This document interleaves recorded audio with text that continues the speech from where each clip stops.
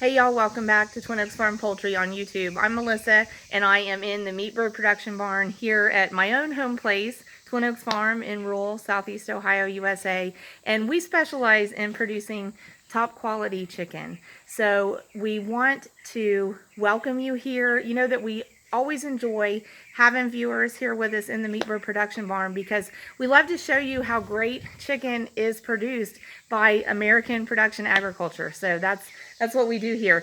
In this video, we are going to look at a flock that is super comfortable with the temperature. And temperature is really a critical component of successfully raising meat chickens and producing great poultry. So it's really wonderful from the perspective of a poultry producer when the conditions really line up with the ideal conditions for the flock. So it's just really a great day for us to be able to experience that.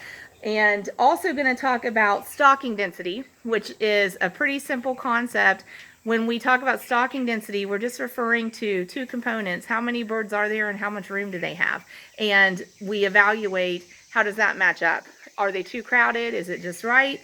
Maybe there's too much room. There are times when there can be too much room. So we're going to talk about this flock's stocking density. We're also going to talk about the water and feed dispensers that are in their growing pen. And so all three of these things, the temperature conditions, the stocking density, and the water and feed dispensers, specifically the placement of those, these things all work together to be components of how comfortable that flock is. And of course, the more comfortable we can make the flock, the more they will thrive during production and the better outcome we're going to have.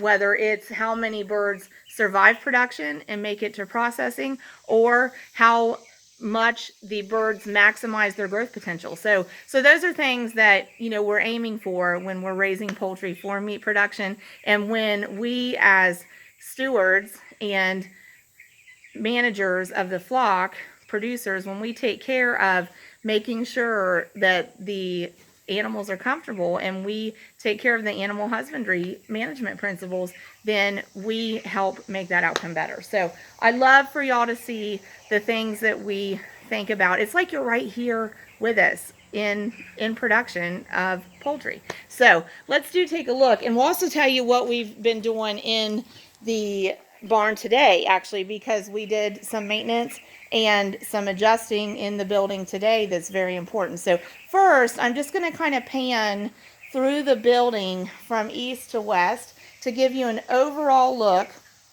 at how the birds are utilizing the space, how they're spaced out, and some of the activity. And this is a good representation of what you would typically see with a flock of meat chickens at 16 days old. So please also kind of keep in mind that meat chickens, they are chickens, so they're a lot like the chickens that we're all familiar with. Most of us are very familiar with egg production chickens. But on the other hand, meat chickens really are a specialized hybrid that combine all of the best qualities for producing poultry and producing it efficiently, producing the chicken that we want to eat. So in other words, these birds are really good at feed to meat conversion, and they're really good at doing that conversion quickly. And when we are able to give them extreme comfort in their environment, they are able to maximize their growth potential. I came over and stayed focused in here on this little set of birds because actually the little bird that just laid down there, we have, out of 303 birds, we have about 5 or 6 that I've identified 16 days in that are slightly smaller than their counterparts. Like they just haven't filled in as much across the back. Well, and really all over. So this is one of them. This bird is slightly smaller than some of the other birds. It's just an individual thing. We can all see it's getting around well.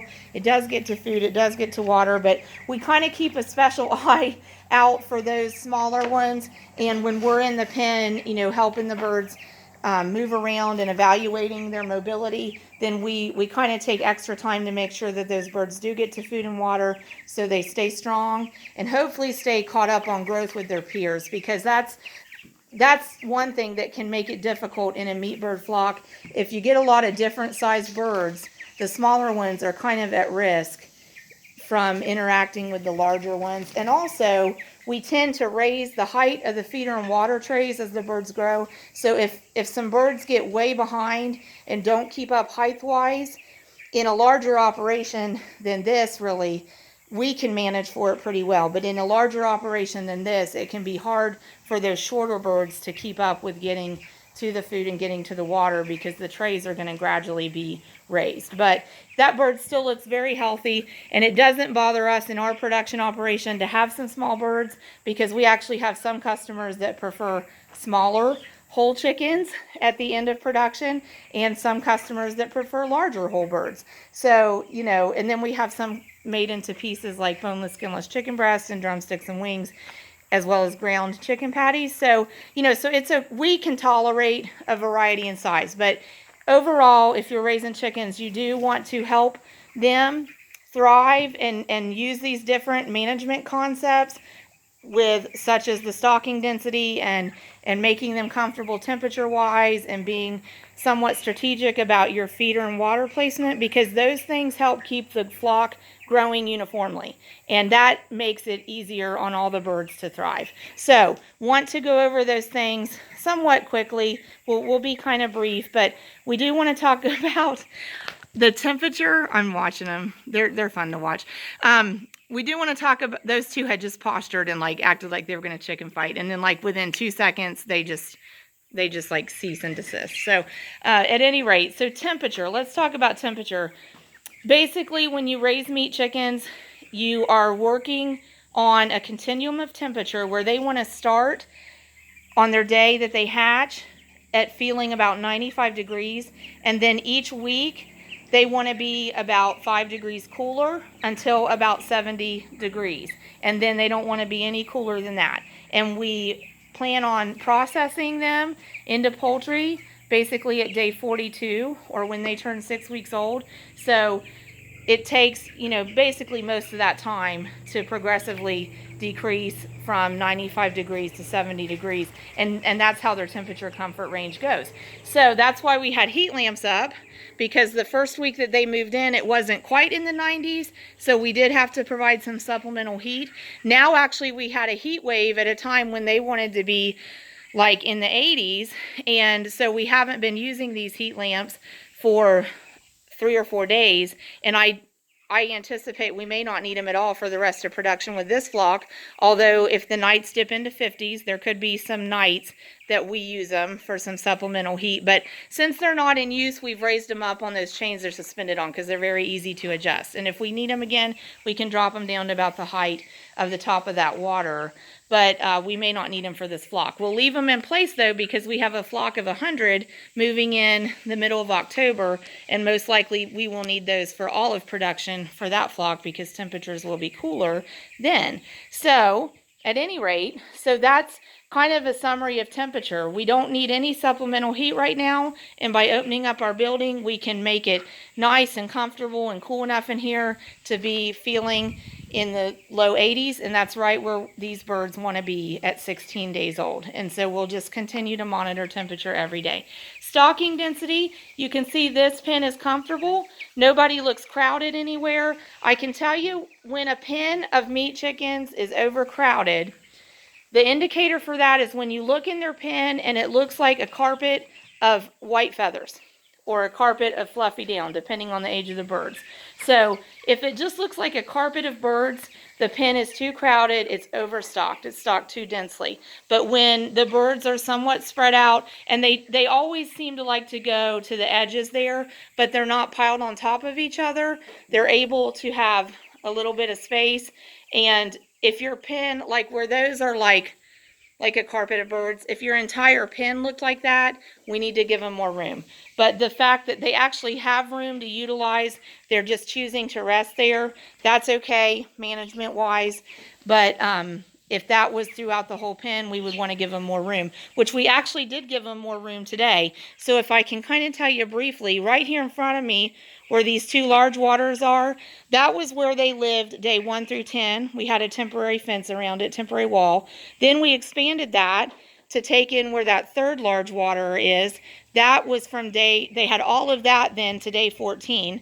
Then on day 14, we opened up this side, and they had all of this room plus their original space. And today on day 16, we opened up this side. So now they've got all of this room. And we might yet be able to expand another time and give them the rest of that if we need to, which I think we probably will need to, maybe in about a week. But they'll probably end up with at least one more pen expansion to give them more room to grow. And that helps them thrive, to have sufficient room. So you just basically have to watch. And both of those things, temperature and the stocking density, you don't have to know a complicated set of formulas or any complicated math to do that. There are reference points, but basically you can just observe the comfort level of your flock and of the birds as individuals, and then be willing to adjust if they need more room, or if they need a warmer temperature, or if they need a cooler temperature in their environment. So we just adjust for those things, and that helps the birds be very comfortable. Now, the last thing I wanted to mention is the feeders and waters, because, you know, we start out when the birds are like 1 day old to maybe 10 days old, we can get by with these small waters and some small chick feed trays. But as the chicks grow, we need bigger feed and water dispensers. Like those are all feed dispensers right there. These are the big water dispensers we like, and we've got the big feed dispensers there, and we've actually added back in some of the small waters just to have a little bit more water placed throughout the pen. But those things are very important. They're assets that we use over and over again from flock to flock, but they also take up room in the pen. So when we think about stocking density, we need to remember to figure in observing and evaluating the space that our feed and water dispensers take up, because that impacts the stocking density as well. Those take up a lot of room. So as far as our placement of them, I can't give you a formula of that. You just have to observe the space that you have for your birds and place the feeders and waters in, and then observe how they use them. We kind of have two principles with that.